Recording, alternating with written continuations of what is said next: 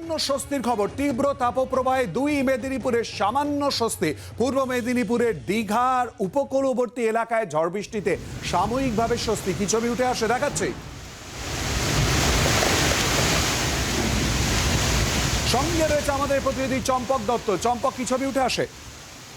দেখো, গতকাল আমরা দেখেছি মেদিনীপুরে 47 ডিগ্রি তাপমাত্রা উঠে গিয়েছিল। আজকেও প্রায় 43 ডিগ্রি তাপমাত্রার মধ্যে রয়েছে। তীব্র তাপদাহের মধ্যেই কিন্তু আজকে হঠাৎ করে খানিকটাই স্বস্তির বৃষ্টি বলা যেতে পারে। বিকেলবেলা হঠাৎ করে কালো মেঘ হয়ে আসে এবং সেখানে চন্দ্রকোনা এবং মেদিনীপুর শহর দুই এলাকাতেই দেখা যায় মেঘ হওয়ার পরে কিন্তু সেখানে সামান্য বৃষ্টিপাত হয়। ক্ষণিকের বৃষ্টি হলেও সেখানে কিন্তু যথেষ্ট স্বস্তি, কারণ যেভাবে তীব্র দাবদাহ চলছিল সারা দিনভর ধরে, এখানে এই যে একটা ঝোড়ো হওয়া তার সঙ্গে হচ্ছে এই ক্ষণিকের বৃষ্টি, সেই বৃষ্টিতে খানিকটা হলেও তাপমাত্রা কিছুটা নেমেছে এবং তার ফলে কিন্তু মেদিনীপুর এবং চন্দ্রকোনাবাসী তারা কিন্তু স্বস্তি খানিকটা হলেও পেয়েছে।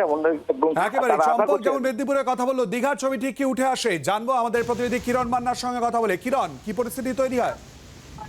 দেখো, প্রবল দাবদাহের পর আজকে বিকেল 5টা থেকে মেঘলা আকাশ, ঝড়ো হাওয়া বয়ে যায়। প্রায় 60 থেকে 70 কিলোমিটার বেগে ঝড় বইতে থাকে। তারপরে পরেই ঠিক বৃষ্টি পড়ে, দমকা হাওয়া সঙ্গে বৃষ্টি। স্বস্তির নিঃশ্বাস খানিকটা এলাকার মানুষজনদের।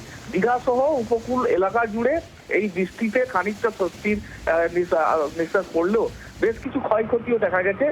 প্রবল ঝড়ের কারণে গাছপালা উপড়ে পড়ে ভেঙে পড়েছে এবং বড় একটি গাছ ভেঙে পর্যটন শহরে দীঘাতে একটি গাড়ির উপর চাপা পড়েছে। যদিও পর্যটকদের কোনো সমস্যা হয়নি বা আহত কেউ হয়নি, তবে এই ঝড়ের কারণে খানিকটা স্বস্তির নিঃশ্বাস দেখা দিয়েছে পর্যটন শহর। একেবারে ধন্যবাদ কিরণ, ধন্যবাদ চম্পক।